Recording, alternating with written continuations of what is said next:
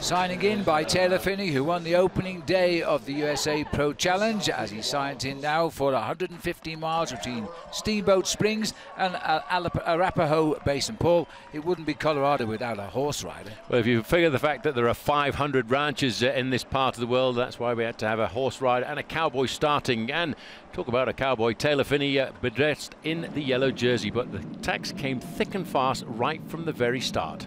Yes, right out of town at Steamboat Springs, you start the climb of Rabbit Ears Pass. It takes you up to 9,391 feet.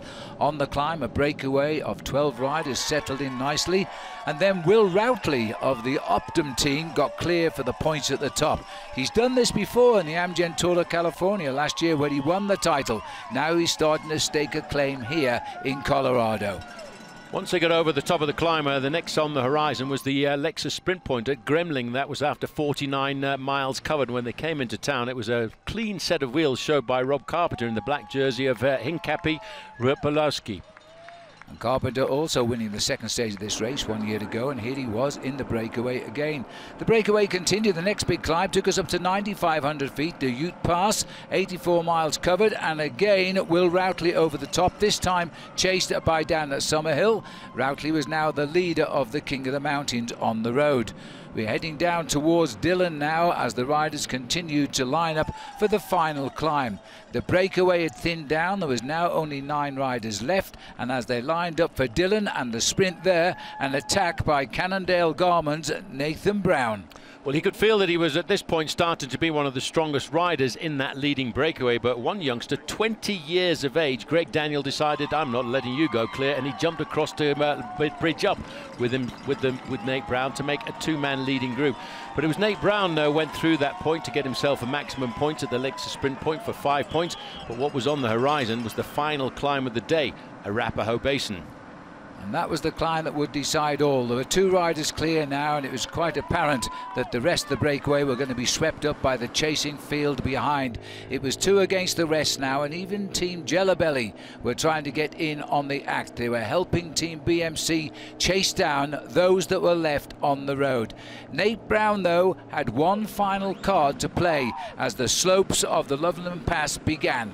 Well, he was looking to see the banner indicating 5 kilometers to go to the summit, and he felt as if he was strong enough to solo all the way to the victory, but he was still holding on to around about a 2-minute advantage over the main field.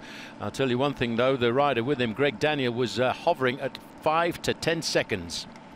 Tried to hang on, but it wasn't to be. It was all down to the chase group now, and some incredible pacemaking by the Australian on Team BMC, Rowan Dennis. He got to the front, and one by one he watched the riders drop off the back, sadly including his own teammate and team leader Taylor Phinney.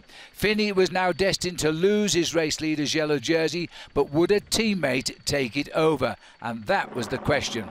At inside of 1 kilometer to go to the finish, the brave final attacker Nate Brown was finally brought back because of the pressure on the chase by the man on the front, Rowan Dennis, and all of a sudden at the max is 1 kilometer to go. His hopes of a victory on stage 2 were done and dusted. The incessant chasing by Rowan Dennis. At 1.5 kilometers, it looked as though Brown was going to win. Inside 800 meters to go, Brown was caught. Dennis took a few select riders past him. Brown would lose almost a minute by the finishing line. But who would win the race? Rowan Dennis continued to set the pace. There was one more card to play by Team BMC. And in the third place here was Brent Buckwalter. And then Buckwalter attacked from third wheel. When he felt the opportunity, he made a very hard, vicious attack. But watch this, as we look at 300 meters to go, we're looking across there. Rowan Dennis says, good, it's my teammate's going to win the stage here this afternoon. A final check to make sure he can hold on to second place. It ended up being a 1-2 for Team BMC, and the same in the overall standings at the same at the end of the day. Riding to only his 3rd career victory, this was a brilliant one for Brent Buckwalter because a yellow jersey awaited for him. Taken off the shoulders of his teammate Taylor Phinney, the race lead had stayed in the camp of Team BMC. The icing on the cake, the arrival of Rowan Dennis, who hung on for that second place. They now occupied 1-2 overall.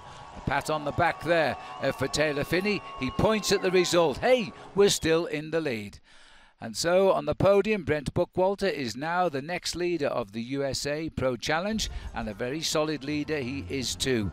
He leads his teammate Rowan Dennis by just 6 seconds, but they're still going down towards the time trial in Breckenridge, holding those top 2 places. Tomorrow we climb the Independence Pass on a stage of 101 miles to Aspen, but tonight it looks like this. In 3rd place, Johnny Clark. In 4th place, the British rider Hugh Carter, who pulled out the ride of his life today.